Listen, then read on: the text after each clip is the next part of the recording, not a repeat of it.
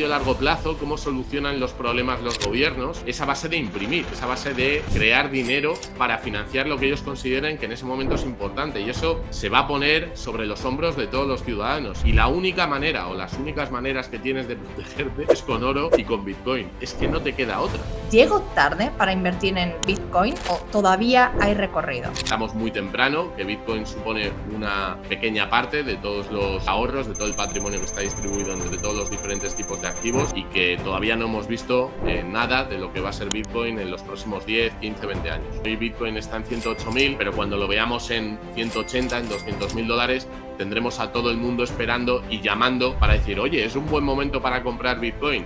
Pues no, el buen momento es cuando no hay un interés, cuando la gente está lejos del mercado. ¿Es este un ciclo igual a los anteriores? Desde mi punto de vista, no. En el 2017 y 2021 vimos un crecimiento parabólico del precio, muy agresivo, muy rápido, que creó un FOMO y una posterior corrección que estuvo entre el 60 y el 80% en Bitcoin. No creo ni que veamos una subida parabólica como hemos visto en ciclos anteriores, y veremos correcciones más suaves, a pesar de que todavía, por el tamaño que tiene el mercado de Bitcoin, veamos cierto movimiento de volatilidad en términos de porcentaje. Que esto va a pasar, yo os lo anuncio y os lo digo, no sé cuándo va a pasar, pero va a pasar.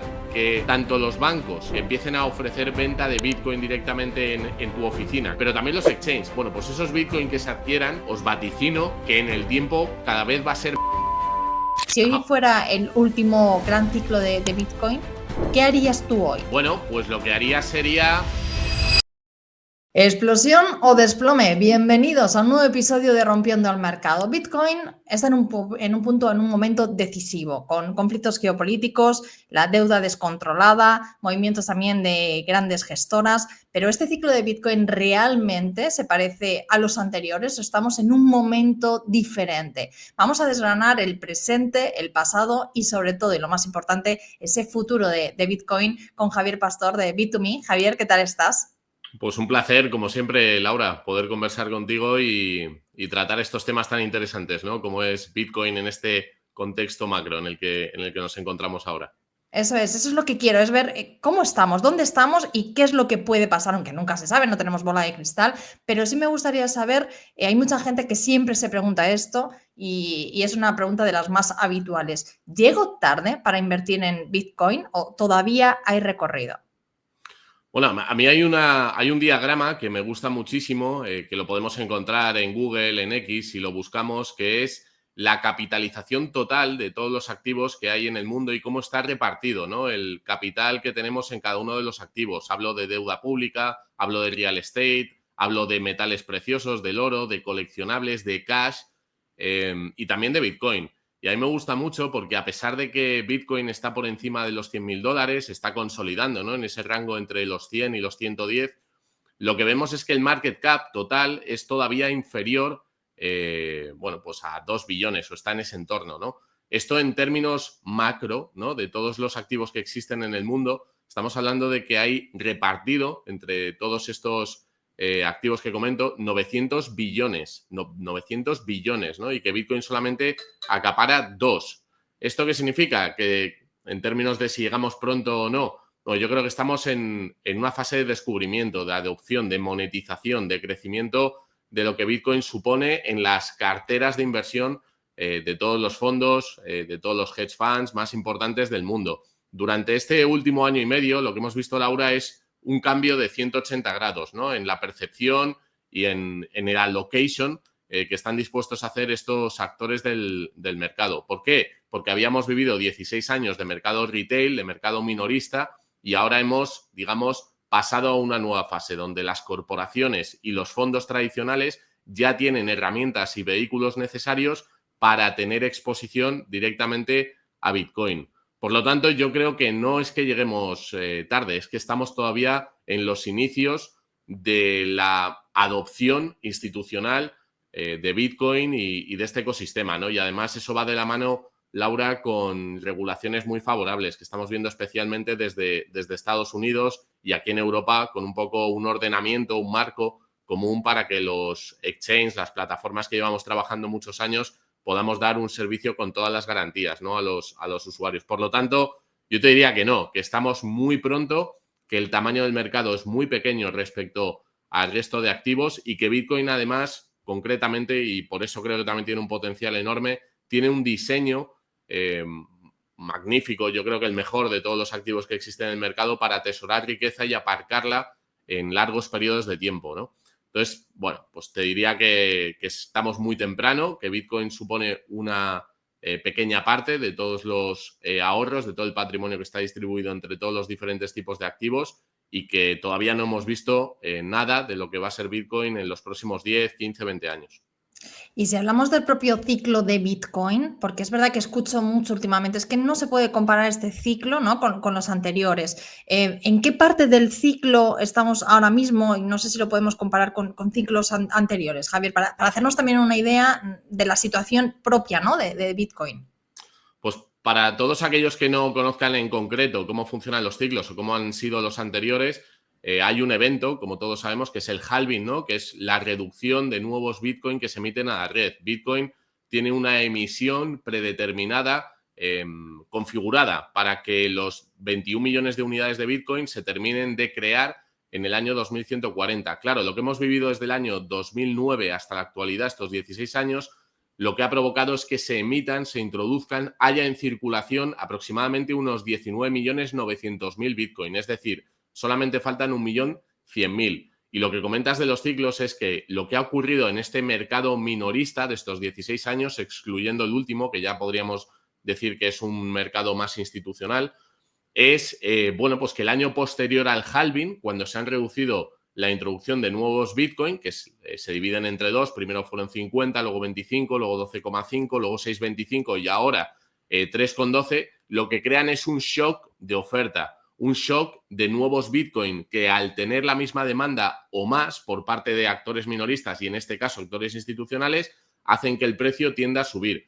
¿Qué diferencia estamos viendo en el comportamiento en este ciclo, Laura, comparado con el año 2017, comparado con el año 2021, que fueron los años posteriores a los halving? Lo que estamos viendo es una construcción, una estructura de inversión diferente a lo que vimos en estos años posteriores. ¿A qué me refiero? Pues en el 2017 y 2021 vimos un crecimiento parabólico del precio muy agresivo, muy rápido, que creó un FOMO y creó, bueno, pues unas burbujas que todos conocemos y una posterior corrección que estuvo entre el 60 y el 80% en Bitcoin y ya no digo nada del resto de criptomonedas, ¿no?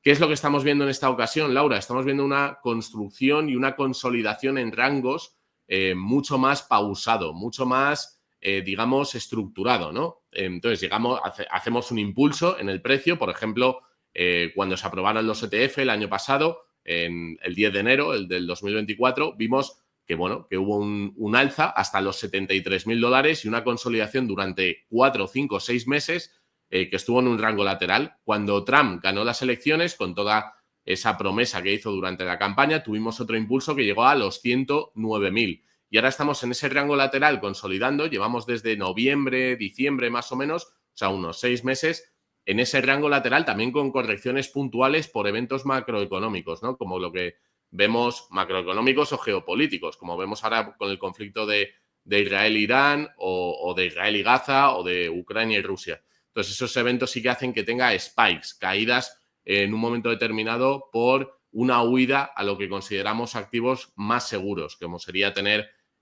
dólares o como sería tener oro, que está teniendo un performance muy importante, muy interesante, ¿no? Entonces, ¿es este un ciclo igual a los anteriores? Desde mi punto de vista, no. Y os voy a dar un dato, si lo queréis buscar también, en Google Trends podemos poner Bitcoin y eso nos muestra las búsquedas que ha habido de Bitcoin, del concepto de Bitcoin, también comprar, evidentemente, desde el año 2009. ¿Y qué podemos ver? Que a día de hoy el inversor retail minorista está en mínimos históricos en cuanto a búsquedas. Es decir, no hay ningún tipo de interés por parte del retail en acumular este activo que, sin embargo, las instituciones sí están acumulando de forma masiva. Y te voy a dar un dato que creo que es muy importante conocer y muy relevante. En el año 2020 solamente había una corporación acumulando Bitcoin. Hoy tenemos a más de 150, pero es que en el último año se ha multiplicado por 3 el número de empresas que empiezan a incorporar a Bitcoin como parte de su tesorería. Por lo tanto, creo que estamos en un ciclo distinto, en un ciclo donde esas correcciones masivas que hemos visto en los anteriores no se va a producir. Evidentemente vamos a ver volatilidad, pero mucho más atenuada, pausada, ¿no? Mucho más moderada, diría yo. Entonces, no creo ni que veamos una subida parabólica como hemos visto en ciclos anteriores y veremos correcciones más suaves, a pesar de que todavía, por el tamaño que tiene el mercado de Bitcoin, veamos cierto movimiento de volatilidad en términos de porcentaje. ¿Y por qué crees, Javi, que hay menos interés del inversor retail por Bitcoin justo ahora? Que precisamente las grandes instituciones, cada vez, como estás diciendo, están apostando más por Bitcoin.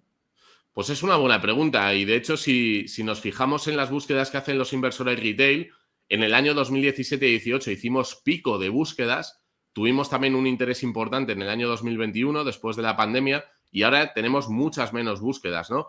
Yo creo que, por desgracia, Laura, Bitcoin y el mercado de los criptoactivos también han tenido, bueno, pues noticias o han tenido eventos que en el mainstream se han entendido como algo muy negativo y eso a través de los medios de comunicación pues se ha difundido y ha lanzado un mensaje que el mercado retail, el mercado minorista ha empezado a ir interiorizando. ¿Y qué es lo que ha entendido el mercado retail? Bueno, pues una bolsa de criptomonedas, de activos, de NFTs, de potenciales Ponzis, estafas, este tipo de cuestión.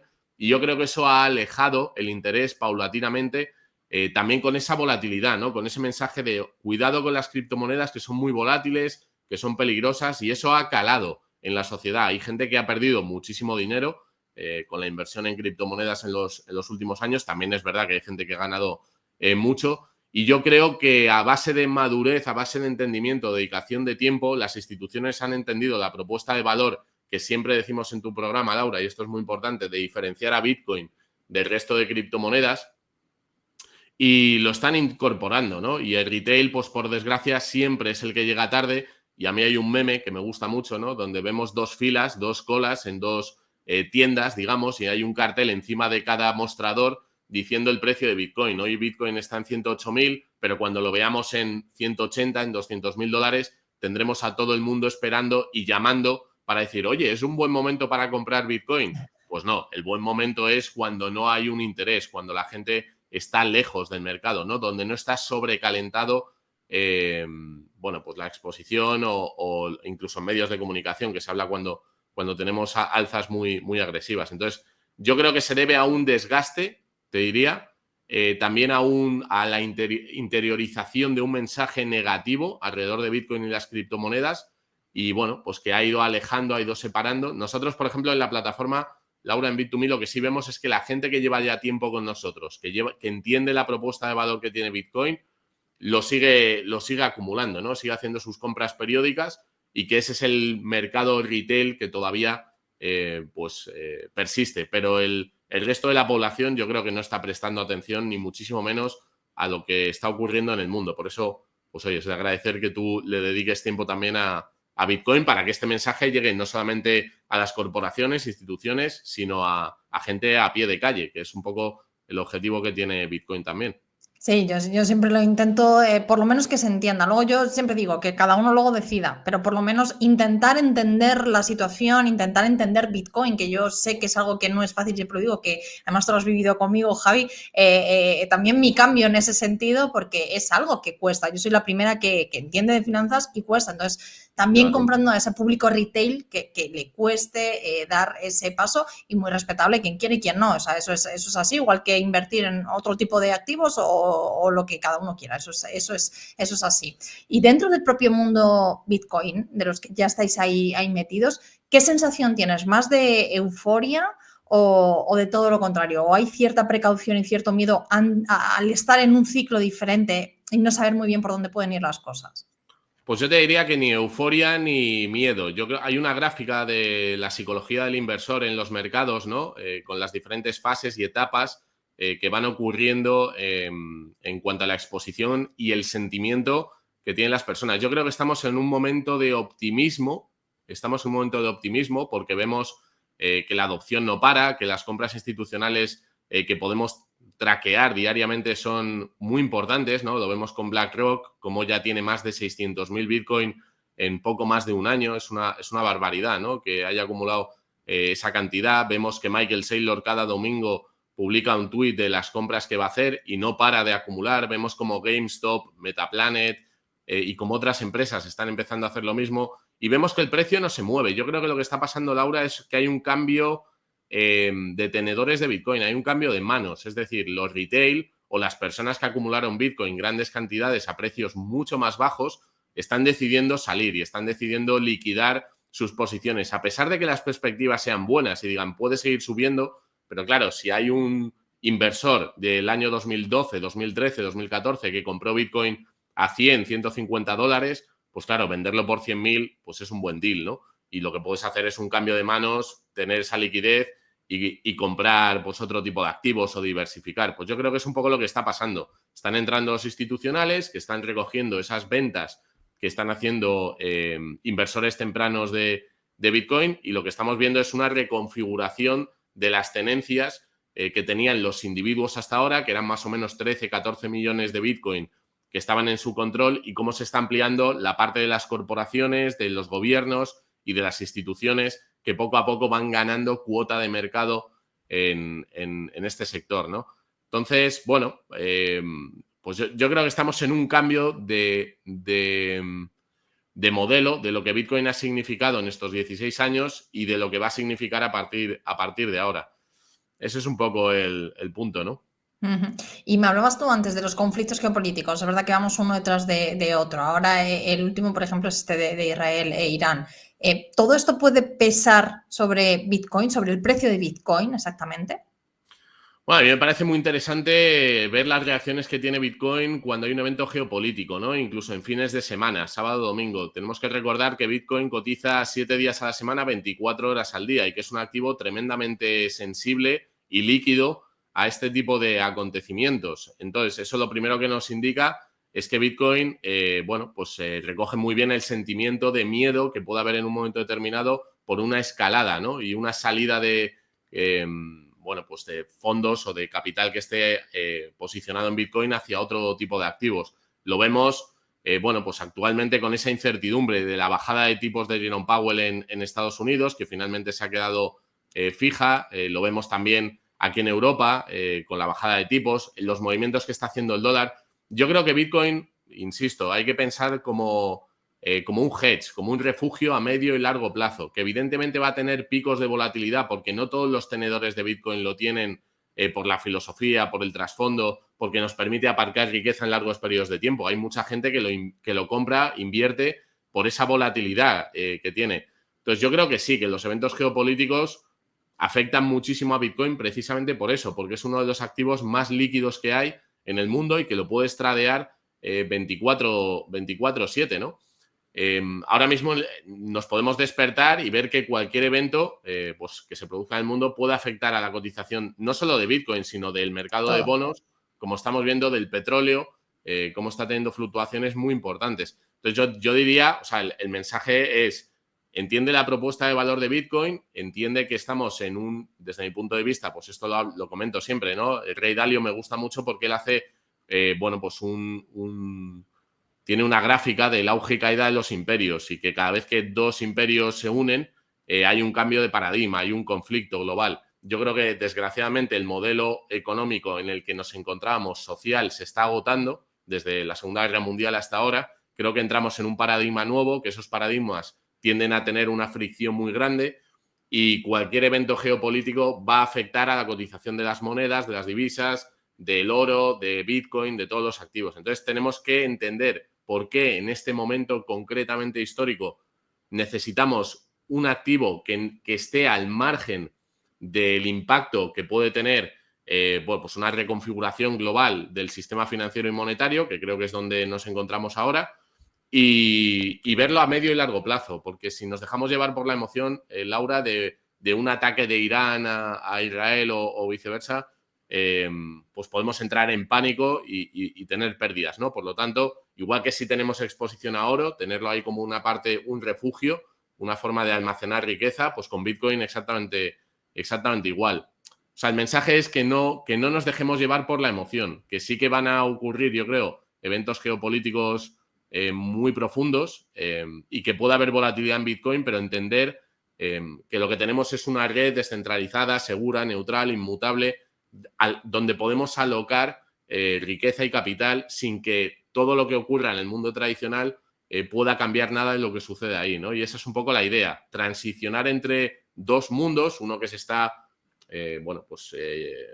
erosionando, se está degradando, lo estamos viendo con este tipo de conflictos, y otro que está emergiendo, que está creciendo, que es Bitcoin y también pues, el tema de las stablecoin, ¿no? Veíamos, a mí esto me parece muy interesante, en Estados Unidos acaban de firmar el Genius Act, que el Genius Act básicamente es una propuesta que se ha llevado al Senado para que se vote por republicanos y demócratas, donde se permite a las empresas privadas emitir un token con paridad 1 a 1 con el dólar, siempre y cuando se compre deuda pública. Bueno, pues tú, gracias a ese mecanismo, Estados Unidos va a poder extender el control del dólar, o lo va a poder introducir en mercados con los que no tiene por qué tener un acuerdo bilateral, con países directamente, donde los ciudadanos, a través de DeFi, por ejemplo, puedan acceder al dólar si sus divisas sufren.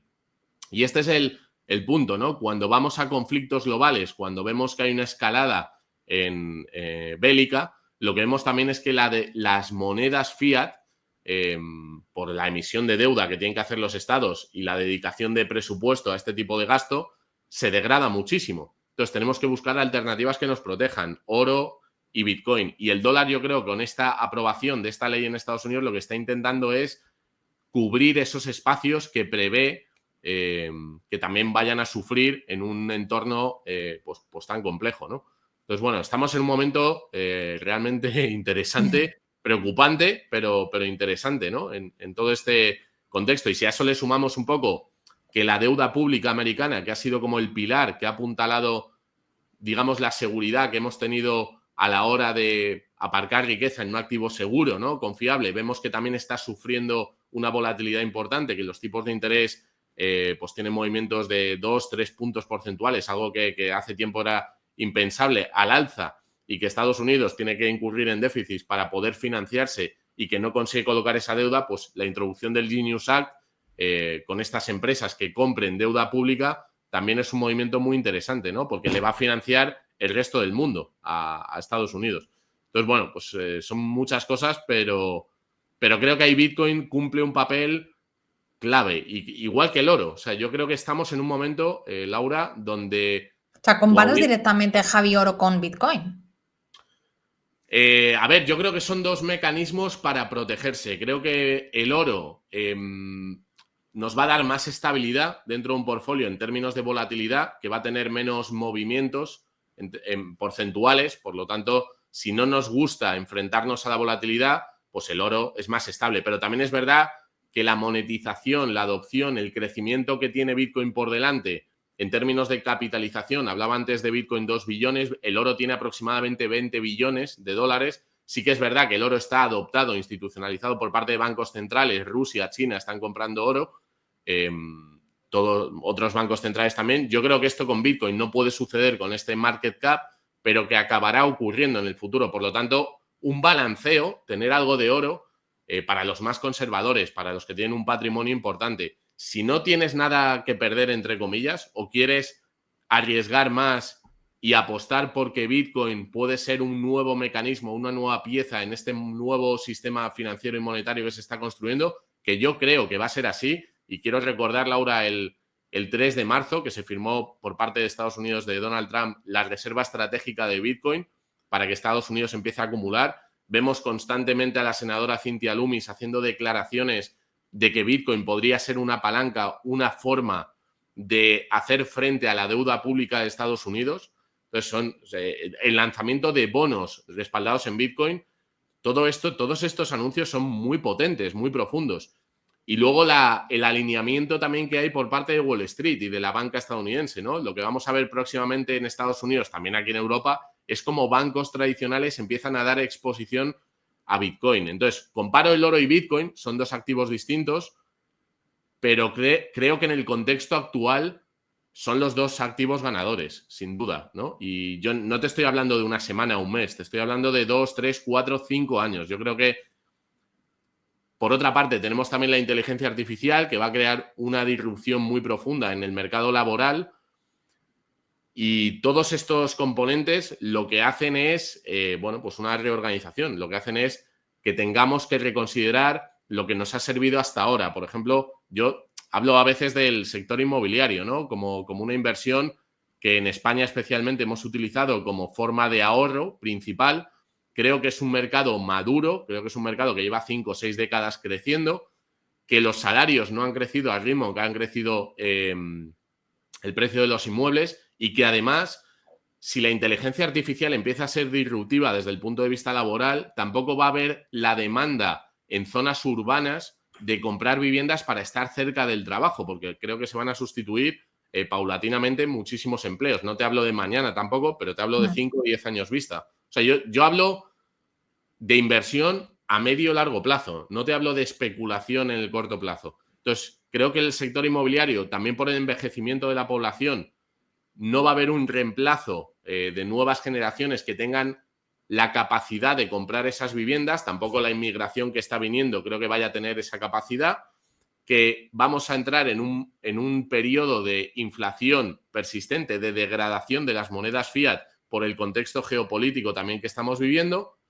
y que muchos de esos inmuebles se van a tener que poner a la venta para tener liquidez. Y si ponen muchos inmuebles a la venta, toda la generación boomer, con un contexto también de deslocalización por la inteligencia artificial, y no tenemos un reemplazo suficiente de las nuevas generaciones con una demanda en zonas urbanas, hablo de Madrid y Barcelona, a pesar de que haya barrios que no creo que lo noten, creo que ese depósito de valor que hemos utilizado, que es la vivienda, durante las últimas 5 o 6 décadas, que ha servido, con la competencia de Bitcoin y con la competencia del oro, donde además vas a poder tener tu patrimonio portable sin fricción y sin riesgo regulatorio o del gobierno del momento en el que estemos, creo que por ahí también va a haber una inyección de capital enorme, ¿no? Entonces, eso ya desde el punto de vista retail, te hablo desde el punto de vista de la población a pie de calle. Aquí te separo la corporación y las instituciones, ¿no? Entonces, creo que los próximos... O sea, el problema, Laura, yo siempre lo digo, el problema es que proyectamos el futuro en función de lo que hemos conocido en el pasado. Creemos que lo que ha funcionado en el pasado va a volver a funcionar en el futuro. Cuando compramos un inmueble, pues no sé si durante el último año han subido un 20, un 25%, ¿no? En muchas zonas. Claro, si tú ves la capacidad que tiene ahora una familia, una persona joven de emanciparse, de comprar su primera vivienda, el esfuerzo que tiene que hacer es 7 o 8 veces superior al que hicieron sus padres. ¿Hasta cuándo se va a sostener ese modelo teniendo en cuenta lo que está pasando en el mundo, el envejecimiento y demás? Pues no lo sé, ¿no? Y luego el tema de la deuda pública, que como decía, que es el mercado de 300 billones de dólares que ha servido como refugio. Vemos las pérdidas no realizadas que hay en los bancos americanos, ese problema que tuvo Silicon Valley Bank, First Republic, cómo tuvo que entrar la Reserva Federal. Claro, si empieza a haber una huida también de este tipo de activo, vamos a necesitar alternativas. Y yo creo que JP Morgan, que lo dijo el otro día, Larry Fink, son muy conscientes de lo que está pasando, que vamos a una crisis de deuda pública.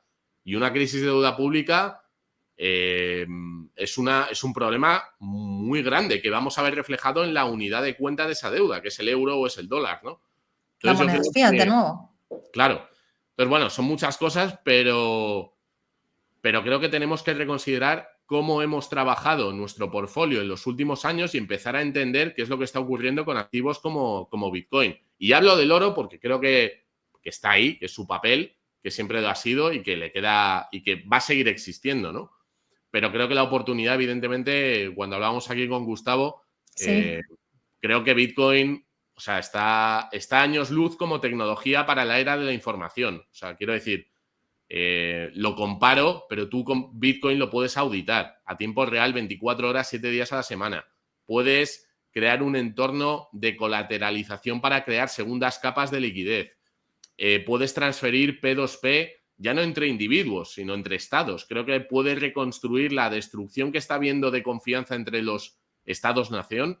Creo que Bitcoin puede ser un pegamento que ayude a volver a construir un entorno monetario donde unos puedan confiar en otros. Porque, claro, si el dólar lo utilizas como arma, que es lo que ha hecho Estados Unidos y lo que está haciendo, bloqueando, por ejemplo, 600.000 millones a Rusia cuando se invade Ucrania, más allá de que moralmente lo podamos ver bien o mal, Laura, lo que estás lanzando es un mensaje al mundo de, oye, la deuda pública o todos los activos, los pasivos que dependen de mí, los activos financieros que yo he emitido al mundo durante 80 años y que han servido como refugio, ya no lo son.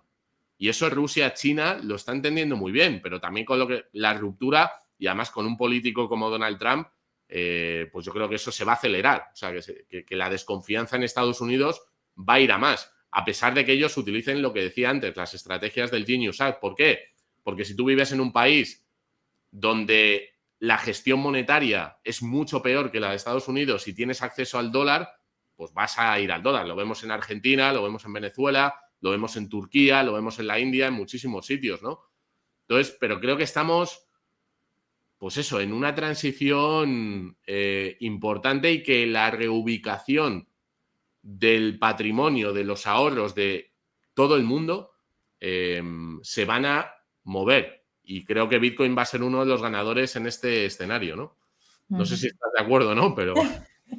Bueno, yo creo que tiene un papel importante Bitcoin. Creo que queda mucho camino por recorrer. O sea, en mi opinión, creo que todavía sobre todo los inversores minoritarios, me refiero al inversor retail, creo que en ese sentido queda mucho por entender todavía, pero bueno, ahí estamos también para por lo menos que lo entiendan y luego decidan, que yo siempre sabes que soy de la opción de que luego cada uno que vaya tomando sus decisiones, pero por lo menos que seamos capaces de entenderlo para luego tomar esas decisiones. Que, por cierto, dejaré por aquí también el vídeo que hicimos con Gustavo, ya que le has nombrado por aquí, el vídeo que hicimos sobre oro y Bitcoin, que la verdad es que estuvo muy bien para ver también esas dos partes sobre Bitcoin y oro. Volviendo un poco a lo que es el propio precio de Bitcoin, ¿qué nivel tú crees que sería preocupante si lo pierde? Una vez entendido ya todo este contexto de lo que está afectando a Bitcoin, de lo que podría afectar, de cómo ya no solo a Bitcoin, sino a todos los tipos de activos, con la deuda que está también, bueno, pues ahí en peligro, ¿no? ¿Qué nivel tú crees que sería preocupante si lo perdiera Bitcoin? A ver, yo creo, Laura, sinceramente, que efectivamente podemos ver volatilidad y momentos de caídas potentes. Te lo digo porque tengo aquí la gráfica delante, la estoy viendo, y nos podemos ir hace muy poquito tiempo. Nos podemos ir al 10 de abril, básicamente, y ahí tenemos un precio de Bitcoin en $74.800. Y veníamos de un máximo el 20 de enero, perdón, de 109.167. Es decir, tuvimos una corrección desde enero hasta el 9 de abril de un 31,82%. Si tú me preguntas en enero, oye, Javier, ¿dónde verías preocupante una ruptura o un precio de Bitcoin que tuviese que hacer saltar las alarmas? Pues hombre, yo te hubiese dicho, pues mira, por debajo de $85.000 creo que sería una corrección importante. Pero ¿qué ocurre? Que llegamos a puntos, llegamos a momentos en los que Bitcoin tiene una demanda tremenda, ¿no? Tiene una fuerza en cuanto a las compras muy importante. Yo hay una gráfica, Laura, que le recomiendo a todo el mundo que tenga a mano y que tenga en cuenta, que es la liquidez global, ¿no? El M2. El M2 al final lo que recoge es la emisión, los depósitos, las reservas bancarias que hay a nivel mundial de todos los bancos centrales, ¿no? De todas las jurisdicciones. ¿Y qué es lo que vemos? Que Bitcoin lleva un delay en cuanto a la emisión o en cuanto al crecimiento que tiene esta gráfica, este factor de medición que es el M2. Y si vemos lo que está pasando ahora, vemos que el M2 se está disparando y que efectivamente cuando Bitcoin cayó a $74.000 en abril, se hizo una retirada de liquidez importante. Por lo tanto, más allá de que tengamos una ruptura en un momento concreto dentro de la gráfica, yo me fijaría mucho más en qué está haciendo, qué movimientos están teniendo los bancos centrales, ¿no? La fotografía de hacia dónde va esa liquidez. Si la liquidez crece y sube, activos como Bitcoin y activos como el oro recogen muy bien ese guante. Entonces, yo te diría, a mí personalmente es que no me preocupa. De hecho, yo si veo que Bitcoin cae, lo veo como una entrada, como una oportunidad, como una ventana para acumular más sats. Porque aquí, que es una de las preguntas que nos solemos hacer, pero ¿cuál es el techo de Bitcoin? ¿Bitcoin cuándo va a llegar a un precio y se va a estabilizar? Y te digo mi opinión, Laura, yo creo que nunca va a tener un precio máximo. Es verdad que tendrá correcciones y que tendrá, pues llegará, pues no sé, a 200.000, 500.000, 1.000.000. Me acuerdo del primer podcast que hicimos del millón, y poco a poco empezamos a ver cómo se va construyendo pues una infraestructura, una dinámica. Estamos hablando de un 10x, estaríamos hablando de Bitcoin con la capitalización del oro en este momento, o sea, todavía le queda mucho por delante, pero creo que no debemos asustarnos en un momento determinado de una caída que pueda tener Bitcoin, ¿vale? Tenemos que entender la propuesta, tenemos que entender qué es lo que tenemos y por qué lo tenemos, y guardarlo a pesar de que tenga caídas, porque lo que hace el inversor experto en los fondos de inversión, yo creo que es, por un lado, aburrir todo lo que puede a retail para expulsarle y aprovechar esas caídas. ¿Quiénes son los que más han acumulado Bitcoin desde ese rango de los $74.000, Laura? Pues BlackRock, MicroStrategy y todos los que no compran Bitcoin para venderlo pasado mañana, sino que lo compran a una estrategia a medio y largo plazo. Pero es que si lo piensas, ¿cómo gana BlackRock dinero? BlackRock lo que hace es comprar los Bitcoin en spot y se lo guarda a sus clientes. ¿Y los clientes qué hacen? Pagan un fee anual en función del precio que tiene Bitcoin también. Por lo tanto, a BlackRock es al primero que le interesa que el precio de Bitcoin no solo se mantenga, sino que crezca mucho más, porque van a ganar más dinero. Pero lo compran barato. O sea, bueno, barato, perdón, no barato. O sea, lo compran, saben cuándo comprarlo, me imagino también, para que les salga precio. Bueno, sí, yo creo que lo aprovechan pues los grandes tenedores, ¿no? Los fondos que ven a Bitcoin no como una herramienta especulativa en el corto plazo, sino como un activo que va a madurar, que va a crecer y que se va a desarrollar en los próximos años en el sistema monetario y financiero. Entonces, si tú piensas eso y estás convencido porque entiendes cómo funciona Bitcoin, no vas a comprar esto para venderlo, ya digo, la semana que viene. Lo vas a comprar para mantenerlo años. O sea, a mí, mira, hay una cosa que me da mucha pena, Laura, con Bitcoin, y es que yo creo que Bitcoin nació para que se adoptase de abajo arriba, que los que estamos a pie de calle, las personas normales, podamos hacer un opt-out del sistema fiat, del dinero estatal, y podamos acceder a un dinero, a un mejor activo. ¿Pero qué ha ocurrido? Pues que el retail entiende Bitcoin solamente como una forma de hacer más euros o más dólares. Sin embargo, yo creo que estamos en una transición donde lo que hay que hacer, el opt-out, de verdad, el exit, es decir, vale, voy a empezar a pensar en Bitcoin, voy a ver cuánto Bitcoin puedo llegar a acumular. Y eso es lo que están haciendo las instituciones. Y lo que va a pasar con Bitcoin, desde mi punto de vista, y por desgracia, es que va a apuntalar a aquellos que más poder y más riqueza tienen en este momento. ¿Por qué? Porque ellos son precisamente los que más exposición tienen en ese diagrama que he comentado antes, en los diferentes tipos de activos, y saben o están empezando a ver que hay un periodo de madurez, que esos activos ya no les van a proteger su patrimonio como lo han hecho en las últimas décadas, y van a tener que reorganizarlo y comprar Bitcoin. Entonces, creo que Bitcoin, pues por desgracia, va a apuntalar no a la gente de la calle, no al inversor retail, sino a los que ya tienen pues una posición privilegiada en el mundo. Y Bitcoin también sirve para eso. Hay una frase muy conocida dentro del ecosistema que es que si Bitcoin te sirve a ti, te ayuda a ti, también le va a ayudar a tu enemigo, adversario, ¿vale? Por eso vemos a los bancos más grandes y a los estados acumulándolo, porque lo han entendido y saben la importancia histórica que tiene poder atesorar riqueza fuera de un sistema pues que es fraudulento, que es corrupto, que no es transparente y que saben que tiene fecha de caducidad. Entonces es que estamos ahí. Por lo tanto, Laura, yo no me centraría, a lo mejor, hombre, podemos ver caídas. No hay que centrarse tanto en el precio, pero al final es verdad, Javi, que Bueno, o sea, yo te entiendo, pero es verdad que al final el inversor retail se fija en el precio. O sea, es algo que de momento no podemos evitar. Exactamente, de momento no podemos evitarlo.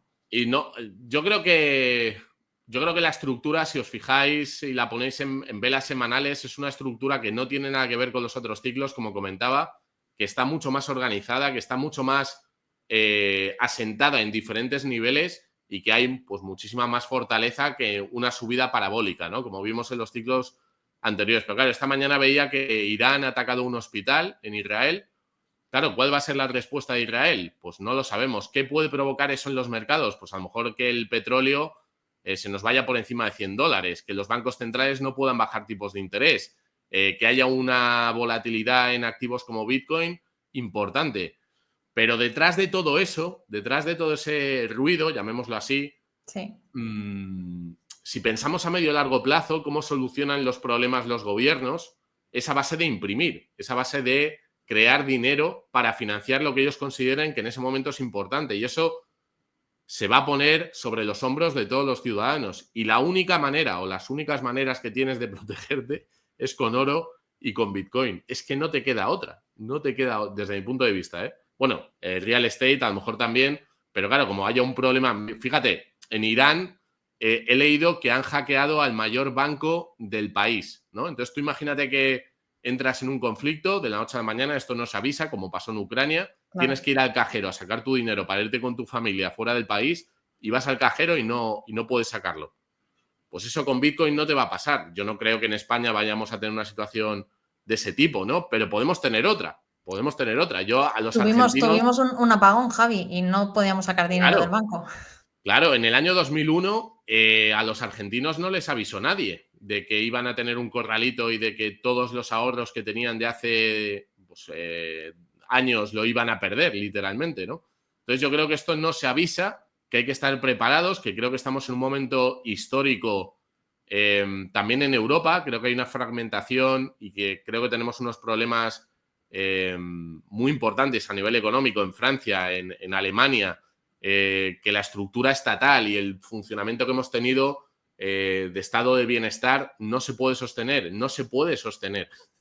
No lo digo porque me guste, sino porque creo que es que tenemos que ser conscientes y pensar que por mucho que salgamos a la calle con una pancarta a decir las pensiones se defienden, no es que es que alguien lo tiene que pagar y la gente joven no hay un reemplazo generacional, no hay suficientes personas que puedan pagar todos los boomers que se van a jubilar ahora, ¿no?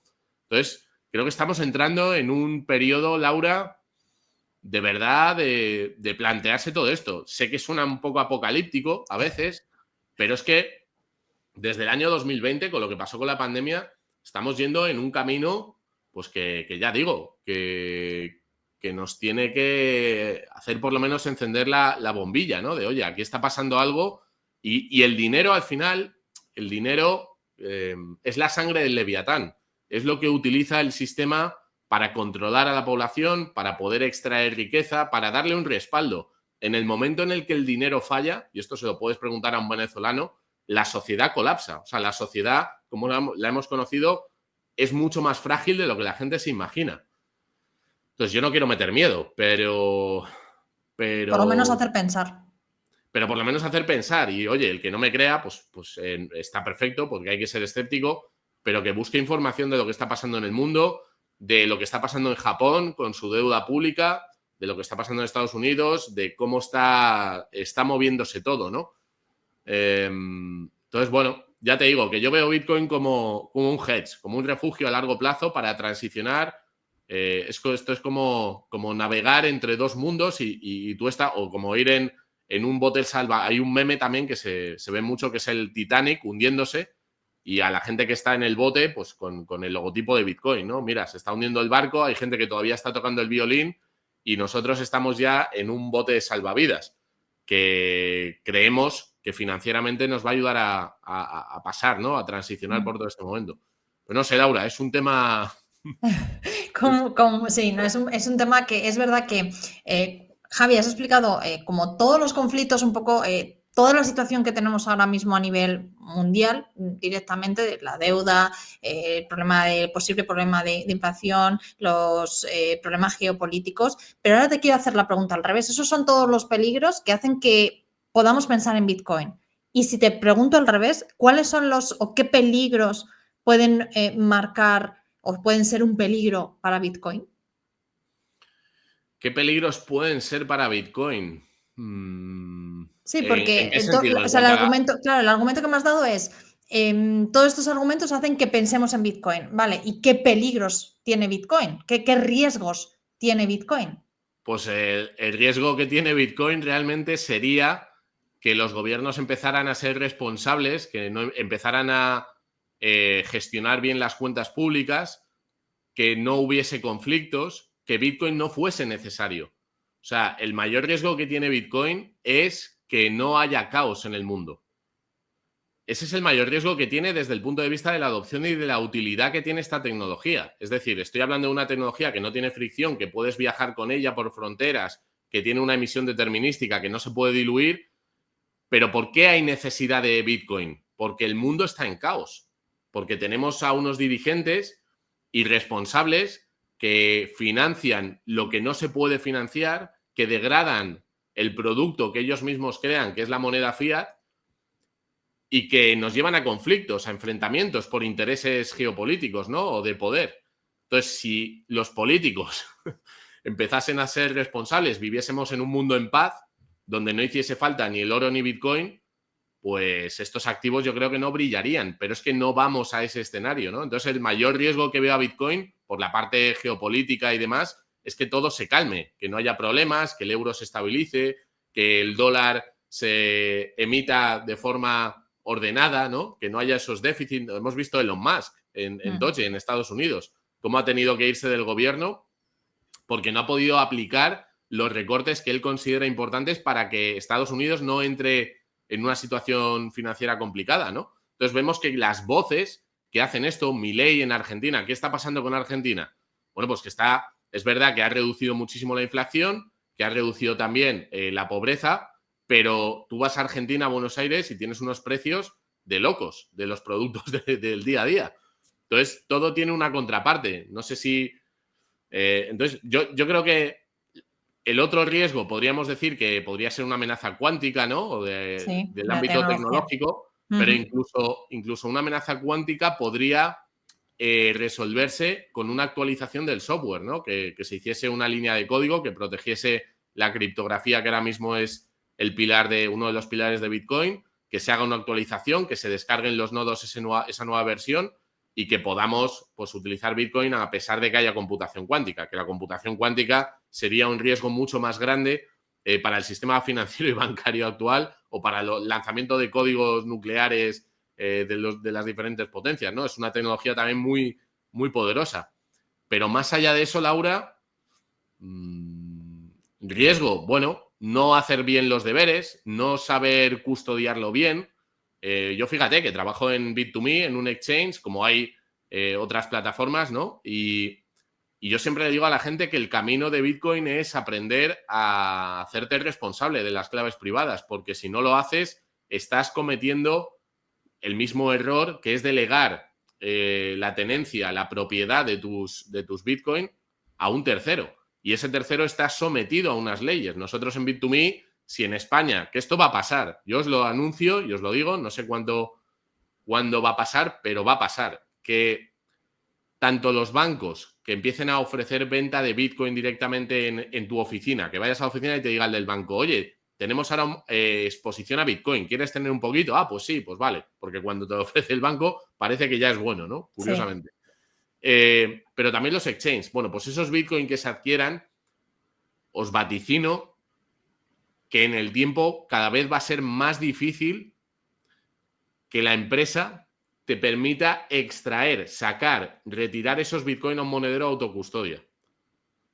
Es decir, que van a querer tener el control de esos Bitcoin que tú compres, que no los tengas tú. Y ese es otro riesgo, Laura, que no nos hagamos responsables de ser tenedores directos de un activo que nos permite precisamente ser tenedores directos. Y eso es una parte de Bitcoin de la libertad que te da. Porque si tú mañana tienes tus Bitcoin en Bit2Me o donde sea y te quieres ir a otro país por lo que sea, porque lo necesitas, pues a lo mejor no puedes disponer de ellos sin tener que venderlo en España, hacer todo el proceso, etcétera, ¿no? Entonces, esos son riesgos que hay que hablar, pero te diría que depende de nosotros, porque creo que va a seguir habiendo caos en el mundo y que se va a incrementar, desgraciadamente. Creo que la computación cuántica todavía está lejos y que se podría resolver, y creo que el aprendizaje de custodiar nuestros propios Bitcoin pues depende de nosotros, de nadie más, y que estamos dentro de esa ventana de tiempo donde todavía el poder no ha entendido del todo que los individuos pueden disfrutar de esta herramienta de forma directa, ¿no? Entonces, bueno, pues te diría que son esos 3 factores. Me ha llamado mucho la atención esto que estás diciendo de los bancos. Es verdad que cada vez va a ser algo más habitual, pero ¿por qué crees que no nos van a dejar sacar o con el tiempo va a ser más difícil esa conversión o sacar nuestros Bitcoin a un propio monedero nuestro? Pues me voy un poco a la historia, Laura. ¿Cuál era el anterior Bitcoin? El oro, ¿no? O podemos hacer la analogía histórica del oro. ¿Qué pasó en 1933 en Estados Unidos? Pues que Roosevelt decretó la ley 6102, que os animo a buscarla, que lo que dijo fue: todos los estadounidenses que tengan oro físico tienen que venderlo a un precio dado a la Reserva Federal obligatoriamente bajo pena de cárcel si no lo haces. ¿Vale? ¿Por qué? Porque el poder entiende que cualquier mecanismo que permita atesorar riqueza de forma efectiva es lo que realmente te da poder. Poder tener el patrimonio, la riqueza de los demás bajo tu supervisión, bajo tu control. En el momento en el que los individuos tienen un activo con propiedad absoluta, esto es otra cosa que me gustan, en la Constitución española, en las 9 constituciones que hemos tenido, nunca se ha reconocido el derecho de propiedad absoluta. De hecho, el otro día en La Sexta, pues una contertulia hablaba del artículo 33, ¿no? Que decía que los bienes están al servicio de la colectividad, no del individuo. ¿Y eso qué significa? Que va a haber una parte muy pequeña de la población, que son nuestros representantes políticos, que van a decidir cómo utilizar la propiedad privada de los demás. Si Bitcoin es una propiedad absoluta que permite al individuo moverse a través de fronteras con todo su patrimonio, el poder, tarde o temprano, va a poner puertas, va a poner límites, va a poner verjas a esa posibilidad. Entonces, creo que los bancos son un poco la mano, digamos, ejecutora del mundo financiero del Estado-nación. Y creo que va a llegar un momento en el que te digan: no, todo el Bitcoin que se compre a través del banco A, B, C, me da lo mismo, o de un exchange, tiene que estar en ese exchange. ¿Por qué? Porque si hay una sentencia, si hay un juicio, si hay una disputa para que los propios jueces puedan ejercer su poder, tiene que haber una empresa que custodie los Bitcoin de un tercero. En el momento en el que tú, Laura, tienes esos Bitcoin almacenado con 12 palabras que has memorizado, ¿cómo se ejecuta esa justicia? ¿Cómo lleva a cabo el Estado su poder? No puede. Entonces creo, por eso, que va a haber un tiempo en el que todavía no se ha entendido y Bitcoin siga saliendo de las plataformas, que es lo que está ocurriendo, que está drenándose liquidez cada vez más de los exchanges, pero que esa ventana, esa puerta se va a cerrar en algún momento. Entonces, es un riesgo para los que creen esta tecnología. Ahora, que alguno se siente tranquilo y seguro dejándolo en manos de un tercero, pues eso ya... Nosotros desde Bit2Me, ¿qué hacemos? Pues cumplir con toda la normativa, con la regulación que nos piden, con los sistemas de ciberseguridad que pongan barreras a posibles ataques, hackeos y demás, pero not your keys, not your coins. Si tú tienes tu Bitcoin en Bit2Me, es de Bit2Me, no es tuyo. Sí, eso es así. Ya para ir terminando, hemos empezado hablando, Javi, un poco de esos ciclos, de que estamos en un ciclo diferente. Nos has explicado un poco la situación, el contexto actual que puede hacer que al final vayamos hacia Bitcoin. Al revés también, hemos conocido también esos riesgos que puede haber en Bitcoin. Y ya para terminar, si este fuera... no sé, el último gran ciclo de Bitcoin como lo conocemos, ¿no? Como estás diciendo que estamos como en un ciclo diferente. Si hoy fuera el último gran ciclo de Bitcoin, ¿qué harías tú hoy? A ver, yo creo que esto es muy personal, Laura. Yo no le doy recomendación de inversión a cada uno. Yo lo que creo es que cuando empiezas a estudiar Bitcoin, hay también otro meme que va por ahí, que dice 10 horas de estudio, 100 horas, 1000 horas, 10.000 horas. Cuanto más lo entiendes, cuanto más lo estudias, más a gusto, más seguro te sientes poniendo mayor cantidad de parte de tus ahorros, de tu patrimonio en Bitcoin. Entonces yo a la gente lo que le diría es que también entiendo, Laura, que no tenemos todo el tiempo del mundo, que nosotros dentro de este ecosistema nos dedicamos a esto y que estamos pues muy conectados a lo que está pasando en el día a día, ¿no? Estamos viendo todo lo que ocurre.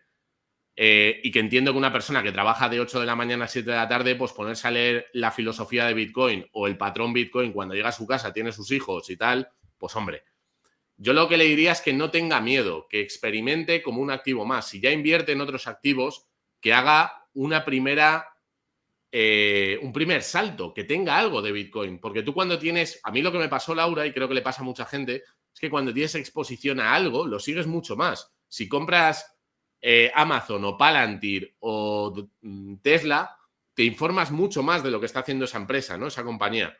Y tienes mucho más criterio a la hora de poner parte de tus ahorros, de tus inversiones en ese activo. Yo lo que le diría a la gente es que intente dedicar 15, 20 minutos a entender Bitcoin, diferentes ámbitos, ¿no? Hemos hablado de varias cosas, pero no la parte, o sea, la parte del trading, la especulación, la inversión está bien, pero que entiendan los fundamentales, que entiendan la parte tecnológica, la parte corporativa, lo que está pasando en el mundo, con empresas como Strategy, con empresas como Metaplanet, por qué están acumulando tanto, ¿no? Y ellos mismos van a tomar la decisión que vaya con su conocimiento, ¿no? Entonces, cuanto más tiempo le dediques, más seguro te vas a sentir con Bitcoin. Yo creo que esto le ha pasado a muchísima gente, ¿eh? Gente que era muy escéptica. Coño, con Gustavo lo vimos clarísimo, que él era muy contrario a Bitcoin en un momento determinado y cuando lo empezó a estudiar dijo, hostia, esto es un tema importante y serio. Hay mucha gente así, Javi, a mí me llegan muchos mensajes de gente así, de oye, yo no entendía, ahora lo empiezo a entender y oye, pues es verdad que era totalmente reacia porque pensaba que era una estafa, tal cual. Ahí está la clave, Laura, y tú, pues no sé cuántos programas le has dedicado a Bitcoin, yo creo que ya pues por lo menos 10 o 12, ¿no? Bastante, sí. Pues yo creo que con que vean, si les gusta tu material, aquí has traído a personas además, joder, Lunaticoin, Álvaro de María, Jorge, gente que sabe un huevo. Entonces, claro, yo lo que haría sería ver a gente filtrada, gente que lleva tiempo, que entiende la propuesta de valor. Iría pues eso, pues en tu canal tienen un montón de material ya que les puede servir, ¿no? Entonces, creo que ese es el camino, formarse y tomar la decisión en base al tu conocimiento. No en base a lo que te diga alguien, sino a lo que tú ya has podido verificar, demostrar que es cierto, ¿no? Y a partir de ahí, pues yo creo que te sale de forma natural.